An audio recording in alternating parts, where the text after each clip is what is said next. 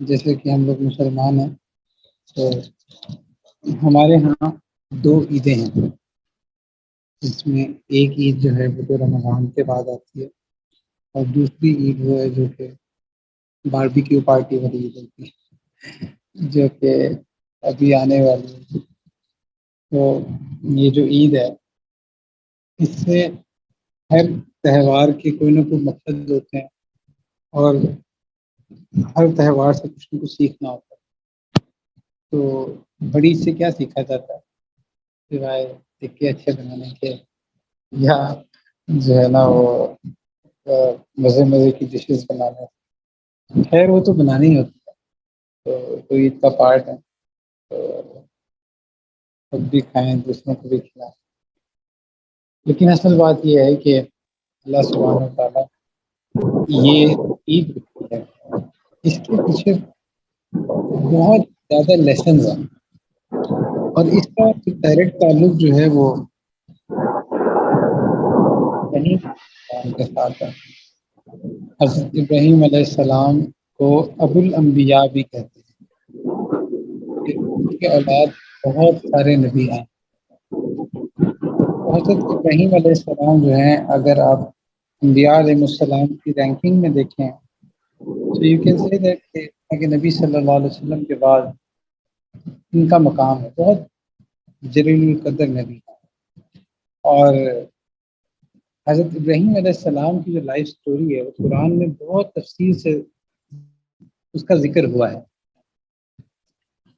اور ان کی life story سے نا ہمیں بہت سارے ایسے لیسنز ملتے ہیں جو ڈائریکٹلی ہماری زندگی سے ریلیٹ کرتے ہیں۔ آپ دیکھتے ہیں حضرت ابراہیم علیہ السلام کو شروع سے، مطلب اگر ان کی پوری لائف کو ڈسکس کیا جائے تو پھر بہت سارے لیسنز نکل آئیں گے، بہت کچھ نکل آئے گا۔ لیکن چلو ہم بڑے جو میجر ایونٹس ہیں اگر ہم ان پر بھی غور کریں، تو حضرت ابراہیم علیہ السلام جب چھوٹے تھے تو پورا کا پورا معاشرہ جو تھا وہ ادھر بت پرست۔ حضرت ابراہیم علیہ السلام جو تھے وہ بتوں کے اگینسٹ تھے، اور بتوں کے خلاف بات کیا کرتے تھے۔ تو چھوٹے ہی تھے تو وہ یہ کہتے تھے کہ بھائی اٹ ڈزنٹ میک سینس کہ ایک پتھر کے بنائے ہوئے بت کی پوجا کی جائے، جس کو تم خود اپنے ہاتھ سے بناتے تو اسی کی پوجا کی جائے۔ تو حضرت ابراہیم علیہ السلام جو تھے وہ شروع سے ہی چونکہ وہ یہ بات کیا کرتے تھے تو لوگوں میں مشہور تھا کہ ابراہیم نے ہمارے بتوں کو بہت برا بھلا کہتا ہے۔ اور جو مین آرگیومنٹ تھا جو حضرت ابراہیم علیہ السلام دیا کرتے تھے وہ یہ تھا کہ بھئی ایک چیز ہے، تم اس کو اپنے ہاتھ سے بناتے، تم ہاتھ سے بناتے ہو، اور یہ اپنے اوپر سے مکھی بھی نہیں اڑا سکتی، نہ یہ بول سکتا ہے، نہ بات کر سکتا ہے، تو پھر تم کیوں اس کی پوجا کرتے ہو؟ تو اب چونکہ ان کے پاس کوئی جواب تو نہیں ہوتا تھا، اور وہ یہی کہتے تھے کہ بھئی ہم تو اپنے باپ داداؤں سے یہی کرتے آ رہے ہیں، تو اس وجہ سے وہ اپنی چیزوں پر قائم رہتے تھے، اور حضرت ابراہیم علیہ السلام کو ایسے پورٹری کرتے تھے کہ یہ ہمارے بتوں کا دشمن ہے۔ تو ایک موقع پہ ان کا کوئی فیسٹیول تھا، تو جہاں وہ سارے گئے، بٹ حضرت ابراہیم علیہ السلام جو تھے انہوں نے بہانہ کر دیا، وہ نہیں گئے۔ تو اب جب نہیں گئے تو وہاں پہ جتنے بت تھے تو ایک بڑا سا کلہاڑا پکڑا اور سارے بتوں کو توڑ دیا، اور جو سب سے بڑا بت تھا اس کا ایک ہاتھ توڑ دیا اور کلہاڑا اس کندھے پہ لگا دیا۔ اب جب وہ لوگ آئے تو انہوں نے دیکھا کہ یار یہ تو سارا ہمارے جو خدا ہیں وہ تو ٹوٹے پڑے ہیں، تو وہ بڑا پریشان ہوئے کہ یہ کیا ہو۔ تو اب چونکہ حضرت ابراہیم علیہ السلام جو تھے وہ اس فیسٹیول پر نہیں گئے تھے، انہوں نے کہا کہ بھئی یہ ابراہیم ہی ہے جس نے یہ حرکت کی، کیونکہ یہ ویسے بھی ہمارے بتوں کو برا بھلا کہتا ہے، تو اس وجہ سے نا چلو ابراہیم کو پکڑو۔ اب ابراہیم علیہ السلام کو جب انہوں نے پکڑا، کہا تو حضرت ابراہیم علیہ السلام نے فرمایا کہ بھئی یہ جو بڑا بت ہے، جو سب سے بڑا بت ہے، اس کا ایک ہاتھ بھی ٹوٹا ہوا ہے، کندھے پہ کلہاڑا بھی ہے، تو اس سے پوچھو اس نے سب کو مارا ہوگا، اس نے سب کو توڑا ہوگا۔ تو خود ہی کہنے لگے کہ بھئی یہ تو نہیں مار سکتا، نہ یہ بول سکتا ہے، نہ بات کر سکتا ہے، نہ کلہاڑا اٹھا سکتا ہے، نہ کسی کو مار سکتا ہے۔ انہوں نے کہا یہی تو میں تب سے کہہ رہا ہوں کہ یہ کچھ بھی نہیں کر سکتے اور تم اس کو پوچھتے ہو، تم ان کی عبادتیں کرتے ہو۔ خیر تو وہ، لیکن ہوا یہ کہ بجائے کہ وہ حضرت ابراہیم علیہ السلام کی دعوت کو قبول کرتے، دے ریجیکٹڈ، اور پھر حضرت ابراہیم علیہ السلام کو سزا دینے کا حکم ہوا۔ اور شیطان نے اس ٹائم پہ آ کے انہوں نے سوچا کہ بھئی ابراہیم کو ایسی سزا دینی چاہیے جو اس کو کہتے ہیں نا کہ بہت بڑی سزا دینی چاہیے۔ تو انہوں نے کیا کیا، انہوں نے آگ جلائی، اور کئی دنوں تک وہ آگ جلتی رہی، تو بہت بڑی بڑی عظیم آگ جلائی۔ اچھا اتنی بڑی آگ کیوں جلائی؟ مطلب ایک کوشچن یہ بھی ذہن میں آتا ہے نا کہ بھئی اگر مارنا ہی ہے تو ایسے بھی مار دیتے، اتنی بڑی آگ میں جلانے کا کیا کیا تو اس کی وجہ یہ تھی کہ دے وانٹیڈ ٹو شو کہ یہ جو حرکت کی ہے نا ہمارے نزدیک یہ کتنا عظیم جرم ہے۔ تو اس چیز کو نا ایگزامپلیفائی کرنے کے لیے نا آگ میں جلانے کا ایک وہ پورا ایک سینیریو تھا نا انہوں نے کریٹ۔ حالانکہ ویسے بھی آپ نے کسی کو مارنا ہے تو ویسے بھی مار سکتے، بٹ ایک سمبولکلی اتنی زیادہ بڑی آگ جلائی، اور مقصد یہ تھا کہ اس آگ میں پھینکا جائے اور ایک ایسی ایک ہسٹوریکل ایک عبرت بنائی جائے کہ سارے لوگ جو ہے نا وہ ایک عبرت پکڑنا، اور کل کو کوئی ہمارے بتوں کے خلاف کوئی کچھ نہ بولے۔ اب ہوا یہ کہ اتنی بڑی آگ تو جلا لی، اب اگلا سوال یہ ذہن میں ہے کہ بھئی اس آگ میں پھینکیں کیسے، کیونکہ ظاہر سی بات ہے اب آگ کے قریب جا نہیں سکتے تھے اور آگ بہت زیادہ تیز تھی۔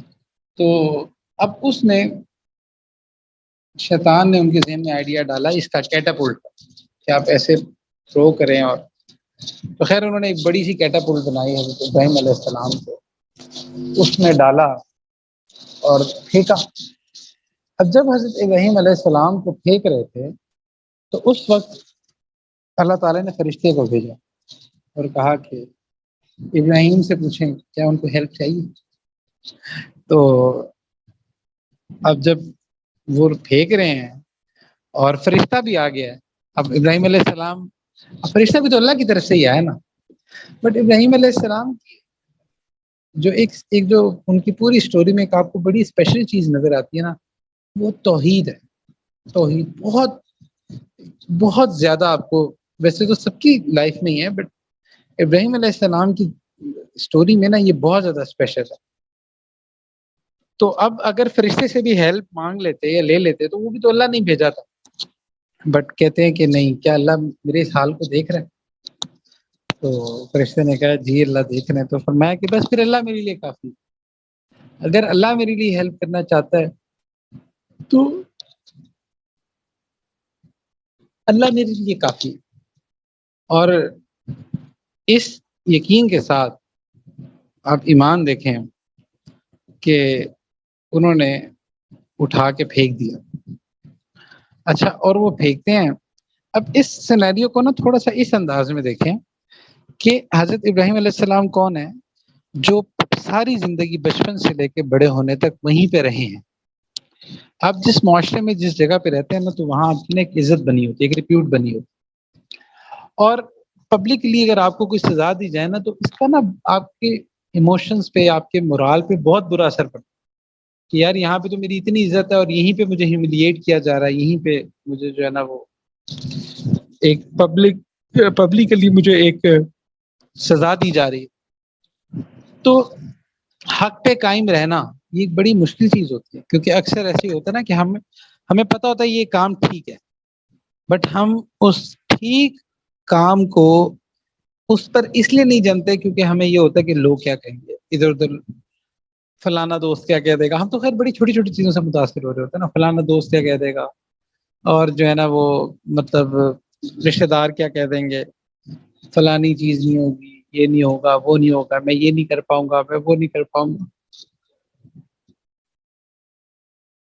ایون دین پر آنے میں ایک بہت بڑی جو ہرڈل ہوتی ہے نوجوانوں کی، وہ یہ ہوتی ہے کہ جو ہمارے اتنے شوق چل رہے ہیں نا وہ شوق کیسے کنٹینیو کریں گے، ساری بریکیں لگ جائیں گی۔ تو یہ ایک بہت بڑا مسئلہ ہوتا ہے، اپنی ڈیزائرز کی قربانی دینا بڑا مسئلہ ہوتا ہے۔ بٹ اللہ پر یقین کیسا ہے کہ اپنی ہر چیز کو، اپنی عزت کو، اپنی جان کو، اپنی ہر چیز کو داؤ پہ لگاتے ہیں، اور فرشتہ بھی آتا ہے تو کہتے ہیں کہ اللہ میرے لیے کافی، حسبنا اللہ و نعم الوکیل. تو یہ جو حسبنا اللہ و نعم الوکیل ہے نا، یہ کچھ چھوٹا ذکر نہیں ہے، یہ بہت بڑا ذکر ہے کہ آپ کہتے ہیں اللہ ہمارے لیے کافی ہے، بہترین کارساز ہے. یہیں سے ایک وہ حدیث شریف ذہن میں آ رہی ہے کہ اللہ کے نبی صلی اللہ علیہ وسلم نے فرمایا کہ جو شخص 7 دفعہ حسبی اللہ لا الہ الا ہو علیہ توکلت وہو رب العرش العظیم، جو شخص 7 دفعہ اس کو پڑھ لے، 7 دفعہ صبح 7 دفعہ شام، تو اللہ تعالیٰ اس کے دن کے تمام کاموں کے لیے کافی ہو جاتا ہے. حسبی اللہ،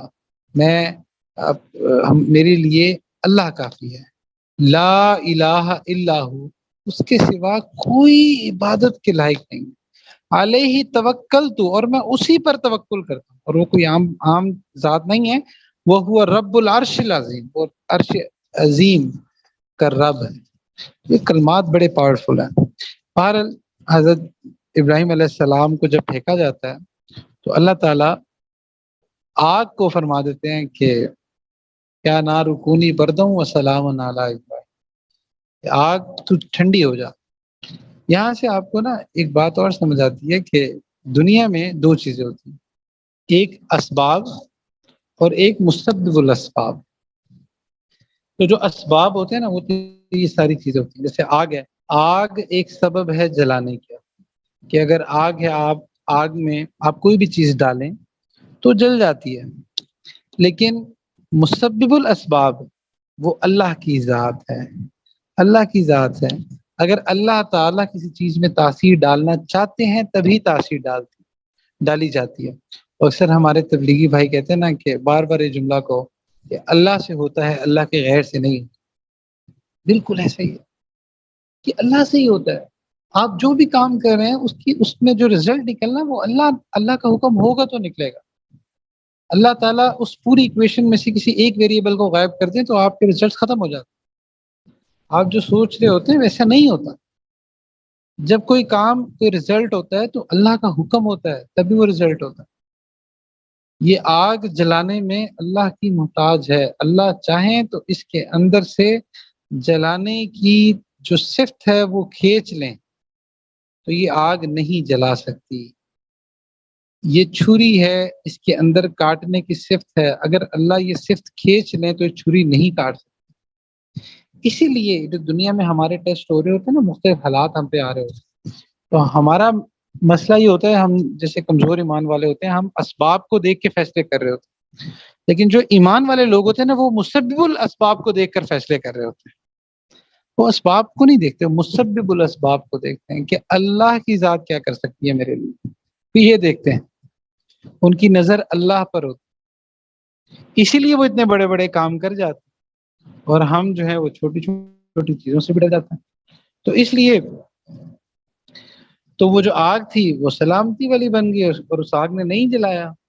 تو یہ پورا منظر جو تھا یہ وہاں کے لوگوں نے دیکھا. تو کلیئر ایک ہمیں واضح طور پہ اللہ تعالیٰ یہ مثال دکھاتے ہیں کہ ہر شے اللہ کی محتاج ہے، ہر شے اللہ کی محتاج ہے. آپ کا دشمن آپ کو نہیں نقصان پہنچا سکتا جب تک اللہ نہ چاہیں. اگر اللہ نے آپ کا ٹیسٹ لینا ہے تبھی اللہ آپ پر ایسے حالات آنے دیتے ہیں کہ آپ کا ٹیسٹ ہو. اگر اللہ چاہیں تو کوئی آپ کا کچھ نہیں بگاڑ سکتا. اور اگر اللہ یہ فیصلہ کر لیں کہ آپ کو کوئی اذیت پہنچنی ہے اس لیے کہ آپ اس پر صبر کریں گے تو اللہ آپ کے درجات بلند فرما دیں گے، تو آپ کو اس مصیبت سے کوئی شے نہیں بچا سکتا. اگر اللہ کوئی خیر پہنچانے کا فیصلہ کر لیں گے تو کوئی شے وہ خیر روک نہیں سکتی، اور اللہ اگر کسی شر کو پہنچانے کا فیصلہ کریں گے تو کوئی شے اس شر کو روک نہیں سکتی. تو یہ ایمان ہے جو ہمارا کلمہ ہم پڑھتے ہیں نا، لا الہ الا اللہ. لا الہ الا اللہ کی جو اصل جو سمجھ ہے وہ یہی ہے کہ کرنے والی ذات صرف اللہ کی ہے، نتائج صرف اس رب کے ہاتھ میں ہیں. ایک ہے سنت اللہ، ایک ہے قدرت اللہ. سنت اللہ یہ ہے کہ اللہ تعالیٰ نے دنیا کو دار الاسباب بنایا ہے اور دنیا اسباب کے تحت چل رہی ہوتی ہے، اسباب کے مطابق چل رہی ہوتی ہے. اور قدرت اللہ یہ ہے کہ اللہ چاہیں تو تمام جو اسباب کے لاز ہیں نا ان کو وہ سارے وائلیٹ ہو جاتے، وہ سب ختم ہو جاتے ہیں، معطل ہو جاتے ہیں، اور اللہ تعالیٰ کوئی کام اللہ کرنا چاہیں تو اللہ کر کے دکھا دیتے۔ تو اس لیے ایک چیز ہوتی ہے سبب اور ایک ہے مسبب الاسباب۔ تو جب بھی لائف میں ہم نے کوئی ڈیسیجنز کرنے ہوتے ہیں نا تو آپ ضرور اسباب کو دیکھیں۔ اس کا مطلب یہ نہیں کہ اسباب کو اپنانا نہیں ہوتا، اسباب کو اپنانا ہوتا ہے، لیکن نظر جو ہے وہ اللہ پر رکھنی ہوتی ہے۔ توکل کا مطلب ترک اسباب نہیں ہے، یہ ایک بہت بڑا مسکنسیپشن ہے ہمارے ہاں۔ ہم سمجھتے ہیں کہ اسباب کو ترک کر دینا توکل ہے، اسباب اپنا کر نظر اللہ پر رکھنا یہ توکل ہے۔ ہاں، جیسے رسول اللہ صلی اللہ علیہ وسلم نے ایک غزوے کے موقع پہ دو زیریں پہنی، تو کیا اللہ کے نبی صلی اللہ علیہ وسلم کو نعوذ باللہ کیا توکل نہیں تھا؟ نہیں، بالکل توکل تھا، لیکن اسباب اپنا کر اللہ پر نگاہ رکھنا اصل توکل یہ ہوتا ہے۔ تو اس لیے ہمارے ہاں دو ایکسٹریمز پائی جاتی، کچھ ایسے ہیں وہ کہتے ہیں کہ وہ سبب کو دیکھتے ہی نہیں، وہ کہتے ہیں بس یہ اللہ کر دیں، تو یہ بھی بے وقوفی ہے۔ اور کچھ ہوتے ہیں جو صرف سبب پہ نظر رکھتے ہیں، یہ بھی بے وقوفی ہے۔ تو اس لیے یہ دونوں ایکسٹریمز جو ہے نا یہ غلط ہیں۔ جو ہماری پریکٹیکل لائف ہے تو ہمیں یہ دیکھنا ہے کہ ہم نے اسباب کامل اپنانے ہیں اور ان اسباب سے نظر ہٹا کر کامل اللہ پر نظر رکھنی، یہ توکل کا الٹیمیٹ ہے۔ لائف میں توکل ایک ایسینشیل پارٹ ہے۔ اف یو ڈونٹ ہیو توکل آپ زندگی نہیں گزار پائیں گے، آپ کے لیے مشکل ہو جائے گی، زندگی ٹف ہو جاتی ہے۔ اور اگر توکل ہوتا ہے تو پھر انسان پر جیسے بھی حالات آتے ہیں اس کو یہ پتا ہوتا ہے کہ میرا اللہ میرے لیے کافی، ایٹ دی اینڈ جو بھی ہوگا نا اللہ میرے لیے بیسٹ کریں۔ تو انسان ہمیشہ پھر یہ کوشش کرتا ہے کہ میرا جو اللہ سے تعلق ہے نا وہ صحیح رہے، وہ ڈسٹرب نہ ہو۔ تو اس لیے ایک بہت بڑا لیسن جو ہوتا ہے نا وہ یہ آگ والا ملتا ہے۔ اور ایک اور لیسن جو ملتا ہے وہ یہ کہ حضرت ابراہیم علیہ السلام کو حکم ہوتا ہے کہ اپنی جو بیوی ہیں ان کو ایک بالکل بنجر زمین ہے وہاں پہ چھوڑیں۔ اچھا، اللہ تعالیٰ عجیب فیصلے، اصل میں اللہ تعالیٰ سے جو محبت تھی نا حضرت ابراہیم علیہ السلام وہ چونکہ شدید تھی، تو اللہ تعالیٰ پھر اپنے پیاروں کو ایسے احوال سے گزارتے ہیں کہ جو آنے والوں کے لیے نا اگزامپلس بن جائے۔ اس کی ایک مثال آپ کو بتاتا ہوں۔ وہ مختلف جو کلچرز ہیں نا تو ہر کلچر کے اندر کوئی نہ کوئی لوک داستان ہوتی ہے۔ تو کسی جگہ رومیو جولیٹ ہے، کسی جگہ جو ہے نا وہ ہیر رانجھا ہے، کسی جگہ کوئی ہے۔ یہ جو داستانیں ہوتی ہیں نا یہ اس لیے یہ بنتی ہیں کہ تاکہ جو ہے نا ایک ایگزامپل سیٹ ہوتی ہے کہ دیکھو جی محبت کی ہے تو لیلا مجنوں نے، تو محبت تو ایسی ہوتی ہے۔ تو اللہ تعالیٰ نے نا اپنے سے کی گئی محبت کی ایگزامپل سیٹ، اور ان ایگزامپلس کو اللہ تعالیٰ نے قرآن میں رکھا ہے تاکہ روز قیامت تک جو بھی لوگ آئیں جب انہوں نے اللہ سے اپنی محبت کا بینچ مارک دیکھنا ہو نا کیونکہ اوبیسلی آپ جو بھی کام کرتے ہیں تو آپ کچھ KPI سیٹ کرتے ہیں نا کہ بھئی یہاں سے یہ اچیو کرنا ہے، یہ میرا ٹارگیٹ ہے، یہ گول ہے، یہ بینچ مارک ہے جہاں تک میں نے پہنچنا ہے۔ تو جو انبیاء علیہ السلام ہے نا ان کی جو لائف سٹوریز ہیں یہ اللہ تعالیٰ نے انسانوں کے لیے نا بینچ مارکس رکھے ہیں۔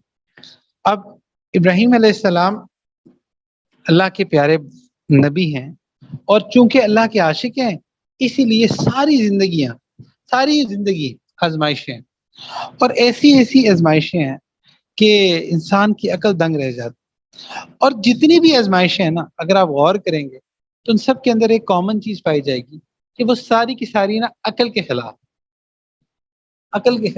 یہ جو آج کل نیا مسئلہ ہے نا لاجک انٹلیکٹ، مجھے تو سمجھ آنا چاہیے، جب تک مجھے سمجھ نہیں آئے گا میں تسلیم نہیں کر سکتا۔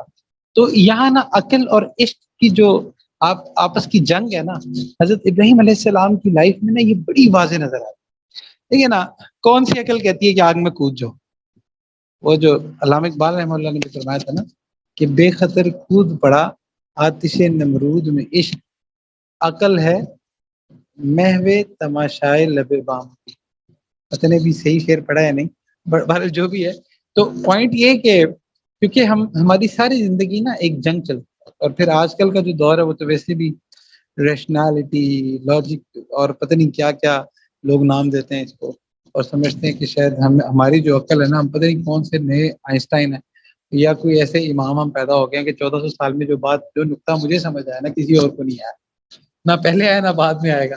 تو اس لیے ہم امام ابو حنیفہ رحمہ اللہ سے نیچے تو خود کو رہیں گے نہیں نہ کرتے، تو انڈرسٹینڈنگ لیول ہمارا یہاں پہ، اور اس لیے اور ڈبیٹ کرنے کے لیے بھی ہم تیار ہوتے ہیں۔ تو وہ تو اس وجہ سے یہ جو حضرت ابراہیم علیہ السلام کی لائف میں اگر آپ دیکھتے ہیں تو آپ کو بڑی واضح طور پہ بات نظر آتی ہے کہ جتنے ٹیسٹ لیے جا رہے ہیں نا وہ عقل کے خلاف، تو ایک جو مسلسل جنگ ہے نا عقل اور عشق کی، تو حضرت ابراہیم علیہ السلام کی لائف میں یہی ہے۔ دیکھیں نا، چھوٹے سے بچے ہیں تو وہاں سے بتوں کے خلاف چلتے ہیں، عقل کہہ رہی ہے کہ بھائی لیکن عشق ایسا ہے کہ نہیں، میں کیسے بیئر کروں؟ مطلب یہ بھی ہو سکتا تھا کہ ابراہیم علیہ السلام ان کو کچھ نہ کہتے، بس اپنا ٹھیک ہے نام بتوں کی پوجا کرتے، بٹ عشق ہے نا، نہیں کیوں کوئی محبوب کے مقابلے میں کوئی کھڑا ہو، تو توڑ دیا سب کو، کیوں میرے محبوب کے خلاف، میرے محبوب کے مقابلے میں کوئی چیز آئے، ہے نا۔ پھر اسی طرح عقل کہہ رہی ہے کہ آ گیا ہے، جل جاؤ گے، مر جاؤ گے، فرشتہ بھی آ گیا، مدد لے لو، کیا مسئلہ ہے؟ لیکن عشق کہہ رہا ہے کہ نہیں، اللہ ہے نا، جس کے لیے چھلانگ ماری ہے وہ میرے لیے کافی۔ تو عشق اور عقل کی جو جنگ ہے نا یہ ابراہیم علیہ السلام کی لائف میں۔ تو ایک اور جو ٹیسٹ اسی طرح کا آتا ہے وہ جب آتا ہے جب اللہ تعالیٰ کہتے ہیں کہ بالکل بنجر بیابان زمین ہے، اور اللہ تعالیٰ فرماتے ہیں کہ اپنی بیوی کو وہاں پہ چھوڑو، بیوی اور بچہ، اچھا بچہ بھی وہ جو اتنے عرصے بعد آیا، یعنی کہ ابراہیم علیہ السلام جو حضرت اسماعیل علیہ السلام تھے، یہ آپ ایسے سمجھ لیں یہ بڑھاپے کی اولاد تھی۔ تو جو لوگ شادی شدہ ہوتے ہیں نا، تو چونکہ آپ اکثر یوتھ ہیں تو آپ شاید نہیں پتا، لیکن جو شادی شدہ ہیں وہ اس کو سمجھیں گے، ٹیسٹیفائی کریں گے کہ جو لوگ شادی شدہ ہوتے ہیں نا اس کے بعد ان کی جو بڑی خواہش ہوتی ہے نا وہ اولاد کی ہوتی ہے، اور جیسے جیسے وقت گزرتا جائے اولاد کی خواہش بڑھتی جاتی۔ تو ابراہیم علیہ السلام کی بڑی خواہش تھی اولاد کی، اور حضرت اسماعیل علیہ السلام جب ملے ہیں تو یہ ابراہیم علیہ السلام کی بھابھی کی بات، تو محبت ویسے بھی زیادہ تھی، اور اتنے سالوں بعد اولاد ہوتی ہے، اور اللہ تعالیٰ حکم دیتے ہیں کہ اب اسی بھی بچے کو فلانی بنجر زمین بیابان ہے وہاں چھوڑا، اللہ اکبر، ادھر کوئی وائی فائی نہیں ہے، کوئی ہے کچھ نہیں ہے، کوئی نو وے آف کمیونیکیشن، زوم پہ میٹنگ نہیں ہو سکتی اور ویڈیو کال نہیں ہو سکتی، کچھ ایسا نہیں ہے، اور بالکل بیابان زمین ہے وہاں پہ کہتے ہیں چھوڑاؤ۔ اور جب ادھر گئے تو وہ وادی ایسی کہ ادھر کالے پہاڑ، کچھ نہیں، اور بس کہتے ہیں یہاں پہ چھوڑاؤ۔ اچھا انٹرسٹنگلی ایک اور ٹیسٹ یہ تھا کہ چھوڑ کے آنا ہے لیکن بتانا نہیں، ارے چھوڑ کے آنا ہے اور کلام بھی نہیں کرنا، اللہ اکبر۔ اب اگر آپ دیکھیں تو یہ سارے ٹیسٹ ہوئے جو عقل یہاں پہ فیل ہو جاتی، اگر ایمان کے درجات صرف اور صرف ریشنل تھنکنگ سے چڑھے جانے ہوتے نا تو یہاں فیل ہو جاتے ہیں، اس لیے کچھ مقام جو ہوتے ہیں نا وہ عشق سے ہی طے ہوتا ہے۔ وہ کیا شعر ہے کہ لوٹ آئے جتنے فرزانے گئے، تابہ منزل مگر دیوانے گئے۔ تو اب وہاں پہ اب ابراہیم علیہ السلام کہہ سکتے یا اللہ بڑھاپے میں اولاد دی ہے، اور پھر ایسی جگہ پہ یہاں پہ کچھ جانور آ جائے مار دے، ایک جوان جو ہے نا وہ بیوی ہے اور ساتھ چھوٹا بچہ ہے، اور ادھر کوئی سبب نہیں ہے، کچھ سبب نہیں ہے، کوئی دور دور تک کوئی پودا بھی نظر نہیں آ رہا، اور اللہ کا حکم ہے کہ یہاں چھوڑ کے آ جاؤ، اور کلام بھی نہیں کرنا، یہ بھی نہیں ہے کہ دے کے تسلی بھی دے دیں، اللہ اکبر، تسلی بھی نہیں دے سکتے، بس چھوڑ کے آ جاؤ۔ اب اگر عقلی طور پہ دیکھا جائے تو کہیں پہ یہ چیز سمجھ نہیں آتی، انسان اس کو نہیں سمجھ، عقل سے نہیں سمجھ سکتا، لیکن یہ بات صرف اور صرف اگر سمجھ آتی ہے نا تو عشق کی فلسفی سے سمجھ آتی ہے، عقل کی فلسفی سے سمجھ نہیں آتی۔ اور حضرت ابراہیم علیہ السلام چھوڑ کے آتے ہیں، اب ساتھ ساتھ جو ہے وہ جو اہلیاں ہیں وہ بھاگ رہی ہیں، کہہ رہی ہیں کہ آپ کدھر چھوڑ کے جا رہے ہیں، کدھر چھوڑ کے جا رہے ہیں، ایسے کالے پہاڑ ہیں، چٹان ہے، کچھ نہیں ہے، چھوٹا بچہ ہے، کیا مطلب آج کل کی تو مائیں تو ان کے پاس بچوں کے فیڈر نہ ہو، پیمپر نہ ہو تو بچہ نہیں پال سکتی، تو وہاں کیا ایک مطلب وہ کیفیت ہوگی، ساتھ ساتھ بھاگ رہی ہیں، اور حضرت ابراہیم علیہ السلام خاموش، چلتے جا رہے ہیں چلتے جا رہے ہیں، کیونکہ کلام کا حکم نہیں تھا کہ نہیں، تسلی بھی نہیں دینی، بس ایسے ہی چھوڑ کے آ جانا۔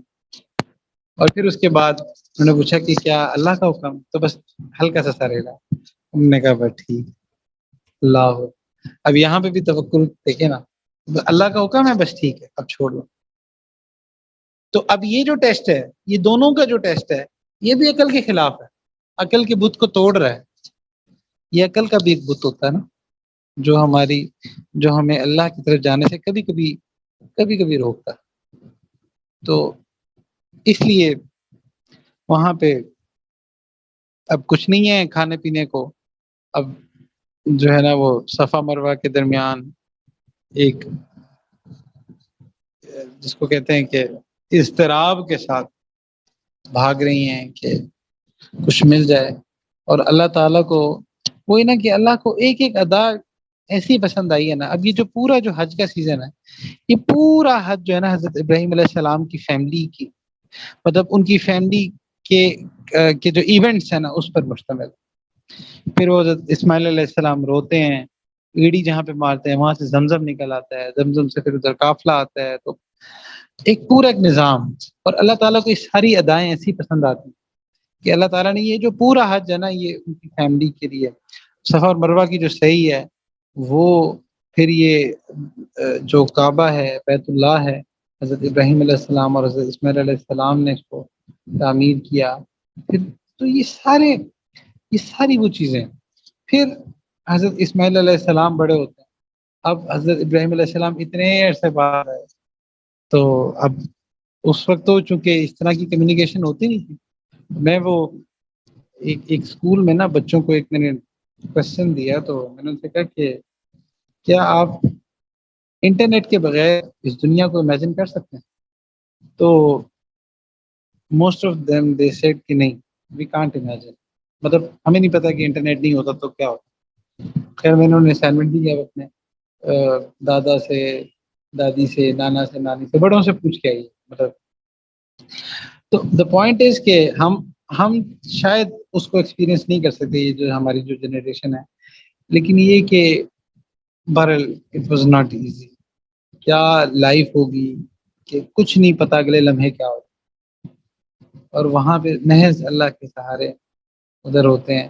اور حضرت ابراہیم علیہ السلام اتنے عرصے بعد آتے ہیں، حضرت اسماعیل علیہ السلام بڑے ہوتے ہیں، اور مطلب جو پیرنٹنگ کے اندر جو یہ جو ریلیشن ہوتا ہے نا باپ بیٹے کا، اس میں ایسا ہوتا ہے کہ جب بچہ چھوٹا ہوتا ہے نا تو محبت کسی اور طرح کی ہوتی ہے، جب بچہ تھوڑا سا بڑا ہوتا ہے نا، جب وہ بولنے لگتا ہے اپنے، اور جو ہے نا اپنے یعنی کہ کمیونیکیٹ کرنے لگ جاتا ہے، تو اس ٹائم جو محبت ہوتی ہے نا بڑھنا شروع ہو جاتا ہے۔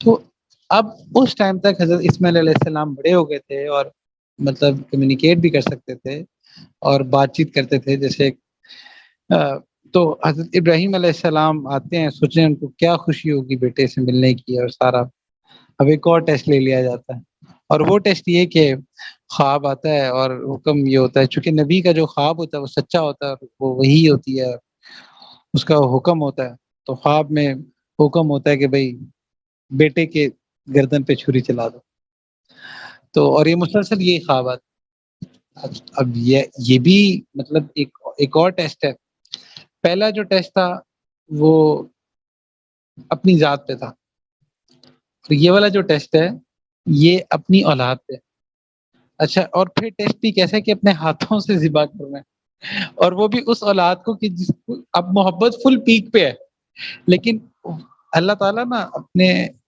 اپنے پیاروں کے ساتھ نا معاملہ ایسا رکھتے ہیں کہ جو دل اللہ اپنے لیے چنتے ہیں نا، اس کو پھر اللہ تعالیٰ کسی اور کے لیے نہیں برداشت کرتے.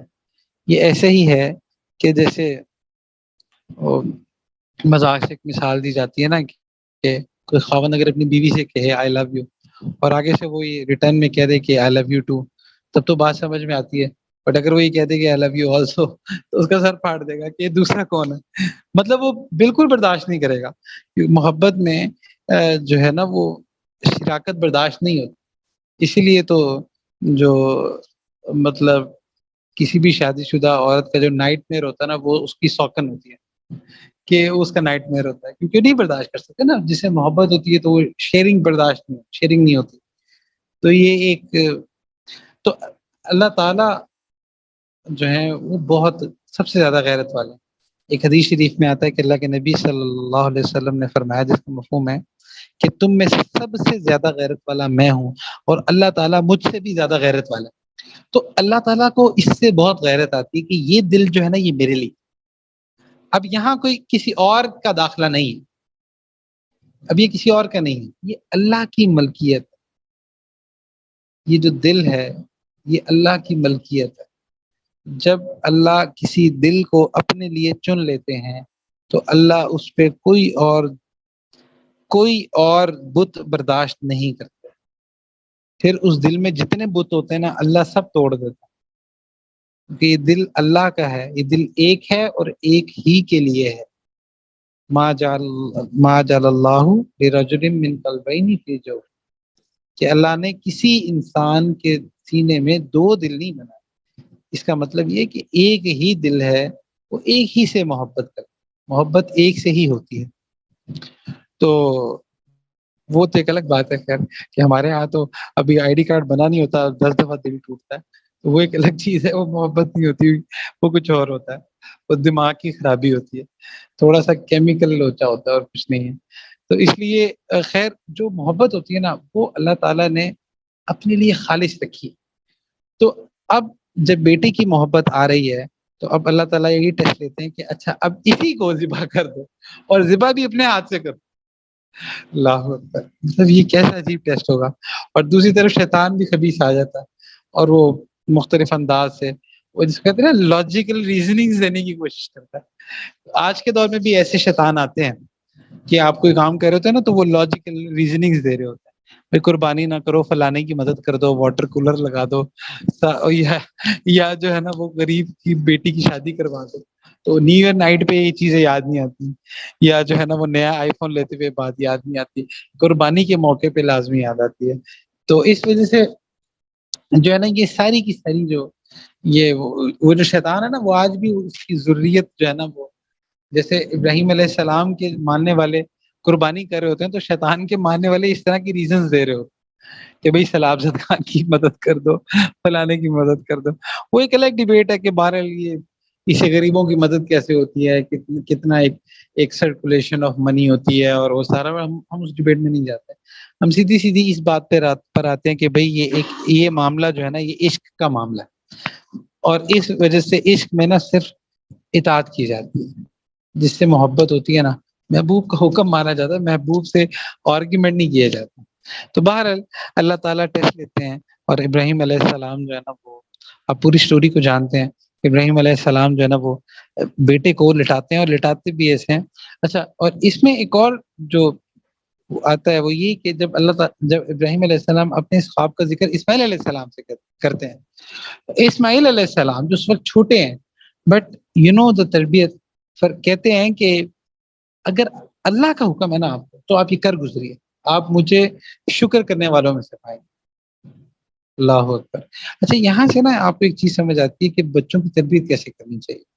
بچوں کو نا جو تربیت ہے نا اس میں ایک چیز لازمی ان کی گھٹی میں ڈالنی چاہیے، وہ یہ کہ بیٹا الٹیمیٹ جو ہے نا وہ اللہ ہے. اگر اللہ کا حکم ہے نا تو جان دے دینی ہے، اور اللہ کا حکم ہے تو جان لے بھی لینی ہے. اور اللہ کا حکم ہے تو کسی بھی قسم کی قربانی ہے نا جب اللہ کا حکم آ جائے نا بس ادھر اپنی عقل نہیں چلانی.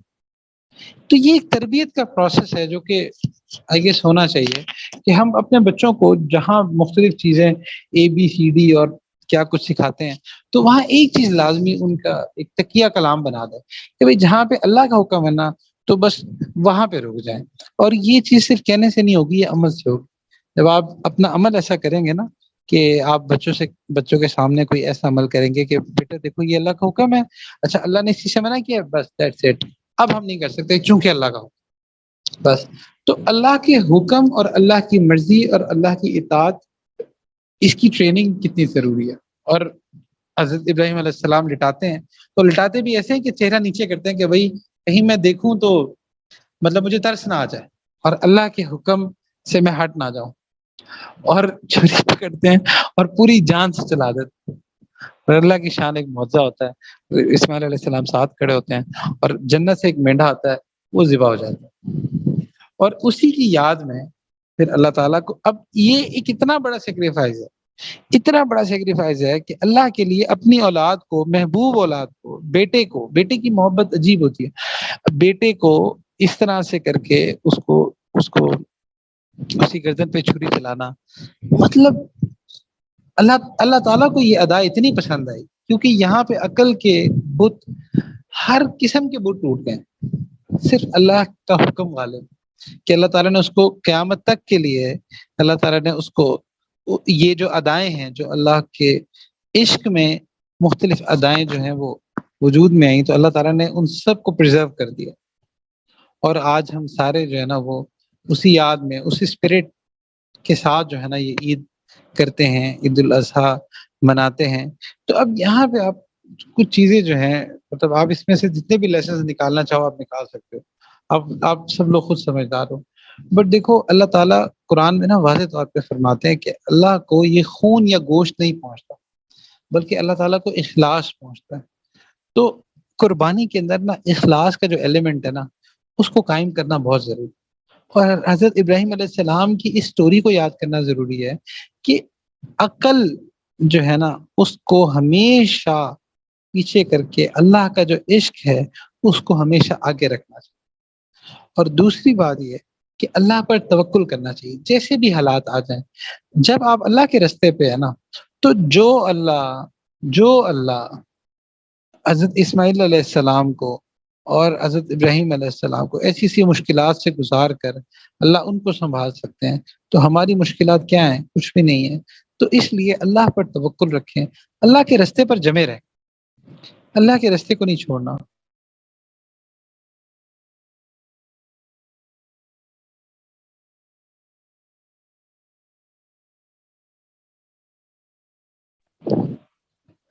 جیسے بھی حالات آئیں، جس بھی طرح کے معاملات آئیں، بس اللہ پر توکل رکھنا ہے، اللہ کے ساتھ کنیکٹڈ رہنا ہے. بس یہ دیکھنا ہے کہ اس وقت اللہ تعالیٰ کا کون سا حکم میری طرف متوجہ ہے، دیٹس اٹ. اور بس اس پر چلتے رہنا. جب یہ کرتے رہیں گے اور اپنی یہ جو قربانی کا پورا ایک جو پروسیس آئے گا، تو آئی وڈ سجیسٹ کہ آپ میں سے جو لوگ جو قربانی کرتے ہیں تو اس کلچر کو نا پروموٹ کریں کہ خود جا کے منڈی سے جانور خریدنا اور یہ کرنا اور گھر لانا، اس کی خدمت کرنا، اور اس کے یہ جو کلچر ہے نا یہ بہت ضروری ہے. اس کی وجہ یہ نہیں تو کیا ہوگا، اب جیسے پاکستان میں تو چلو پھر بھی اللہ کا شکر ہے کہ ہمیں تھوڑی بہت آزادی ہے، بٹ اب بہت سارے ایسے ممالک ہیں وہاں بس آپ پیسے دو، خود ہی جانور پکڑیں گے، اس کو ذبح کریں گے، آپ کو بس گوشت آ جائے گا. مطلب وہ ایسے ہی ہے جیسے آپ نے کوئی جو ہے نا وہ آن لائن کوئی کسی اسٹور سے کوئی چیز منگوا لی، تو جو اسپرٹ ہے نا پورا وہ لوز ہو جاتا ہے. تو اس وجہ سے اس کلچر کو جو کہ ابھی اللہ نے ہمیں اس کی آزادی ملی ہوئی ہے، تو اس کو پروموٹ کرنا چاہیے. اور اپنے گھر والوں کو سب کو کہ بھئی خود جائیں، منڈی جائیں، جانور لیں. تو اس میں جو یہ جو سارا ایک جو برڈن ہوتا ہے منڈی جانا، ظاہر سی بات ہے گرمی بھی اتنی ہے، پھر آپ کے پاؤں بھی گندے ہوتے ہیں، اب پورا ادھر گوبر ہوتا ہے اور ادھر جا کے جانوروں کے ساتھ ان کی خرید و فروخت کرنا، وہ کرنا. لیکن یاد رکھیے کہ اس کا اجر بہت زیادہ ہے. یہ وہ ادائیں ہیں جو اللہ کے عشق میں کی جاتی. تو آپ وہ جو منڈی جانا ہے تو وہ اللہ کے عشق میں جائیں، تو اس نیت سے جائیں کہ میں عشق میں بس اللہ کا حکم پورا کرنے جا رہا ہوں. تو اس طرح سے اس کو کرنا، پھر جانور کو لے کے آنا، اس کو سلیکشن، تو یہ جو پوری ایک جو ایکسرسائز ہے نا، اس میں سے خود کو، اپنے بچوں کو، اپنی فیملی کو لازمی گزارنا چاہیے. اور اگر یہ بڑے کریں گے تو ہماری اگلی جنریشن کرے گی، ورنہ نہیں کرے گی. ورنہ یہ سارے جو ہے نا وہ اے آئی میں پڑے، اے آئی میں بڑے ہو رہے ہیں یہ بچے، تو انہوں نے کہنا بس جانور بھی اے آئی سے آ جائے. تو ایسا کچھ بس ہم جو ہے نا بس پیکج ڈالیں اور یہ ڈالیں کہ اچھا مٹن چاہیے یا بیف چاہیے، اور ایسی کوئی ایپ آ جانی ہے. مجھے لگتا ہے اگر نہیں ہے تو میں ایک بزنس آئیڈیا دے رہا ہوں، جو کہ یہاں نہ چلانا خدا کے واسطے، لیکن ایک ایپ آ جانی ہے کہ جہاں پہ نا بس لوگوں نے اپنا پیکج ڈالنا ہے اور جو ہے نا گھر ڈلیور ہو جانا ہے. تو اس وجہ سے یہ جو اسپرٹ ہے نا، اس کو نہ مرنے دیں، اس کو اپنے گھروں میں لائیو رکھیں. پھر بہرحال کچھ ایسی فیملیز ہیں، خاندان ہیں جو ماشاء اللہ قربانی بھی خود کرتے ہیں، اور خود سے چھری پھیرنا. پھر جو لڑکے ہیں وہ لازمی خود چھری پھیرا کرے. وہ جو ہوتے ہیں نا، نہیں جی میرا دل بڑا کمزور ہے، یہ ایسی لڑکی نما لڑکے نہیں چاہیے. تو مطلب یار اللہ کے لیے چھری پھیرنی ہے، کیا ہو گیا؟ نہیں جی میں تو نہیں کسی جانور کو تڑپتا دیکھ سکتا. وہی مطلب عجیب فضول بات ہے. مطلب یہ کیا، یہ کوئی سینسیٹیونیس نہیں ہے، یہ دماغ کی خرابی ہے. مطلب ہماری جو لیگیسی ہے وہ یہ نہیں ہے. ہماری جو مطلب لیگیسی ہے وہ انسان کو، بھائی اللہ کے لیے تو آپ اللہ کے لیے اپنی اس فیلنگ کو قربان کر رہے ہیں نا. آپ کو اگر اس جانور سے اٹیچمنٹ ہے تو آپ اللہ کے لیے چھری پھیر رہے ہیں. تو اسی طرح جب جانور پہ چھری پھیر رہے ہو، جب آپ، تو اسی ٹائم اسی طرح پھر اپنے نفس پہ بھی چھری پھیرنے کی عادت ڈالیں. تو اپنے نفس کے جو ہمارے جانور ہوتے ہیں نا، وہ بھی بہت بڑے بڑے ہو چکے ہوتے ہیں. کسی کا کوئی جانور ہوتا ہے، کسی کا کوئی جانور ہوتا ہے. اب آپ شیشے میں دیکھ لیں کہ آپ کے اندر کون سا والا ہے. بہرحال جو بھی ہے، تو اپنے نفس کا جو جانور ہے نا، اس پہ بھی چھری پھیرنے کی ضرورت ہے. بٹ اس کا گوشت حلال نہیں ہے، اس کا حلال ہے. تو اس لیے جو ہے نا وہ جو ہے نا اپنی خواہشات کو اللہ کے سامنے قربان کرنا، اللہ کے لیے قربان کرنا، اللہ کے حکم کے آگے قربان کرنا، یہ پوری وہ پریکٹس اور ایکسرسائز ہے جس میں سے اللہ تعالیٰ ہمیں گزارنا چاہتا ہے. یہ وہ ٹریننگ ہے کہ جب آپ منڈی جانے سے لے کے اپنا پیسہ لگاتے ہو، اپنی انرجی لگاتے ہو، اپنا ٹائم لگاتے ہو، ایون آپ ایک ایسی روٹین میں جاتے. یہ منڈی جانا کوئی عام روٹین نہیں ہے. جو لوگ بالکل ان چیزوں سے دور ہیں ان کے لیے تو بہت مشکل کام ہوتا ہے. بٹ یہ جانا، وہ کرنا، ایک آؤٹ آف روٹین ایک چیز کرنا، آؤٹ آف مزاج ایک چیز کرنا. آپ کے تو مزاجوں میں نفاست ہی بہت ہے نا، تو ادھر تو پھر جو ہے نا وہ جو کچھ بھی ہوتا ہے باہر، تو وہ کرنا. پھر اس کے بعد یہ کسائی کو ارینج کرنا، وہ سارا کرنا. تو کسائی بالکل لے کر آئیں، اور جب بھی لائیں تو اس سے ذرا پہلے سے ڈسکس کر لیں، اس کی چھری وغیرہ اس کو کہیں کہ بھائی آپ کے سامنے تیز کرے اور یہ کرے، کیونکہ آج کل آپ جانتی ہیں کیا معاملات چل رہے ہوتے ہیں. بٹ یہ کہ کم سے کم چھری خود پھیریں، تو خود پھیریں سب سے بیسٹ ہے. جو ہے نا وہ اکثر جو ہے نا وہ چھری کو ہاتھ لگوا رہے ہوتے ہیں. اس ہاتھ لگوانے سے کیا ہوتا ہے؟ ہاتھ لگوانے سے کون سی برکت منتقل ہو جانی ہے؟ یا آپ اتنے کون سے برکت والے ہیں کہ آپ کے ہاتھ لگنے سے پتہ نہیں چھری ہاتھ میں خود چلنا شروع ہو جائے گی؟ اس طرح کی فضولیات سے اجتناب کریں، اور سنت عمل جو ہے نا وہ یہی ہے کہ آپ خود چھری پھیریں اور آگے بڑھ کے چھری پھیریں. کوئی بات نہیں ہے، جانور نہیں کھا جاتا آپ کو. ادھر کسائی جو اتنے مشتنڈے آپ نے کھڑے کیے ہیں جانور کو پکڑنے کے لیے کیے ہیں. تو بہرحال اس ایکسرسائز میں نا جتنا زیادہ خود انوالو آپ ہو سکیں آپ کو ہونا چاہیے. تو اور اسی طرح جو گھر کی خواتین ہیں ان کو بھی خیر ان کے لیے بھی بڑی مشقت ہوتی ہے، گوشت کا سارا کرنا، پھر تقسیم کرنا، اور پھر اس کے بعد لوگوں کو کھلانا، دعوتیں کرنا. تو آپ سب کریں، دعوتیں بھی انجوائے کریں، بہترین ڈشز بنائیں، نئی سے نئی ڈشز ٹرائی کریں، لیکن سب کچھ کرتے ہوئے اللہ کو نہ بھلائیں. اللہ کو دل میں رکھیں، اللہ کے عشق کو دل میں رکھیں. قربانی کا گوشت کھائیں، شوق سے کھائیں، مزے سے کھائیں، اور اس نیت سے کھائیں کہ گوشت اللہ سبحانہ تعالیٰ کے نام پہ ذبح ہوا ہے اور اس لیے اس کو میں نے کھانا ہے. اور اس کو لذت کے ساتھ کھائیں اور اچھا بنائیں اس کو. اور اسی طرح سے تقسیم کرنے میں بھی اپنا دل بڑا رکھیں، غریبوں کو زیادہ سے زیادہ دیکھیں، ایسے لوگ جو قربانی نہیں کر سکے.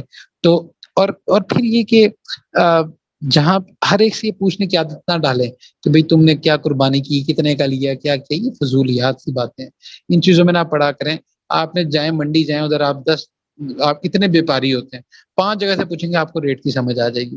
تو لیکن لوگوں کے ساتھ اس طرح سے آرگومنٹ کرنا، اسے بلا وجہ اخلاص بھی ڈسٹرب ہوتا ہے. اور پھر کئی لوگ ایسے ہوتے ہیں جو کہ قربانی نہیں کر پاتے، کوئی بھی وجہ ہوتی ہے. ویسے بھی پاکستان کے حالات اتنے ٹف ہوئے میں کہ لوگوں کے لیے تو بہت مشکل ہوا ہے چیزیں کرنا.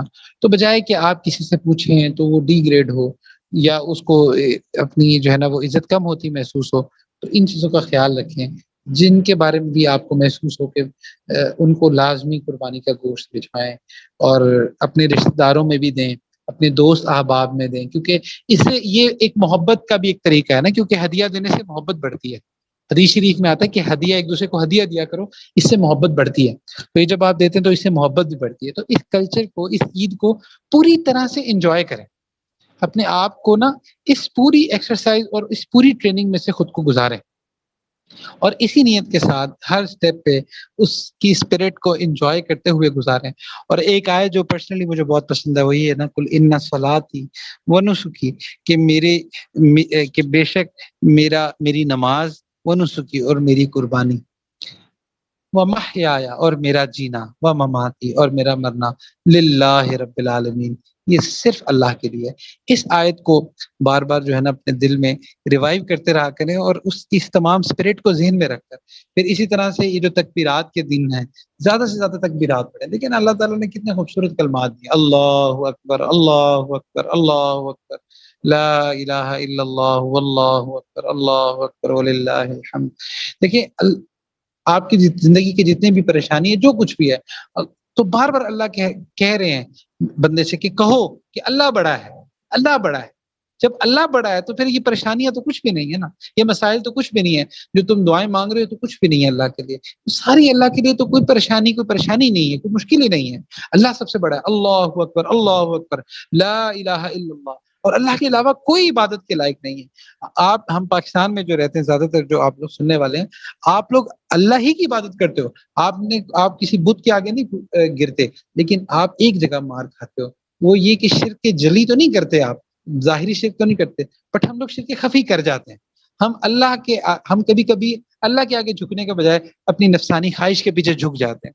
بس آپ نے اس کو ٹارگٹ کرنا ہے، ہر دفعہ یہ تکبیرات پڑھتے ہوئے بار بار آپ نے اپنے نفس کو دیکھنے کا، نہیں، اللہ اکبر، اللہ بڑا ہے، لا الہ الا اللہ، اللہ کے علاوہ کسی کی عبادت نہیں کرنی، اپنے نفس کو نہیں پوجنا، اللہ کو پوجنا، وللہ الحمد، اور اللہ کے لیے تمام تعریفیں۔ تو اس لیے یہ تکبیرات کو زیادہ سے زیادہ کانشیسلی اس کو پڑھیں، تو صرف رٹے کی چیز نہ لگائیں۔ دیکھیں، اگر آپ بغیر مطلب کے بھی پڑھیں گے تو فائدہ تو آپ کو ہوگا، لیکن آپ جس کو کہتے ہیں نا کہ مائنڈ فلنس کے ساتھ پڑھیں، تو اس سے پھر یہ کیفیت آپ کے اندر ڈیولپ ہو۔ اور پھر اس کے ساتھ ساتھ جو یہ جو عید ہے، اس میں جتنے بھی اس کے جو بھی ایونٹس ہیں، اس میں پوری طرح انوالو ہوں۔ یہ فیملی فنکشن ہے، فیملی کو ٹائم دیں زیادہ، اور ایک دوسرے کے ساتھ جو ہے نا وہ میل جول رکھیں، اور پورے طریقے کے ساتھ جو ہے نا اس میں اپنے آپ کو انوالو کریں۔ تو اللہ سبحانہ و تعالیٰ سے دعا ہے کہ اللہ سبحانہ و تعالیٰ ہمیں دین کی صحیح سمجھ عطا فرمائے، جو کچھ کہا گیا، سنا گیا، جو کچھ غلط ہو گیا اللہ معاف فرمائے۔ وآخر دعوانا ان الحمد للہ رب العالمین۔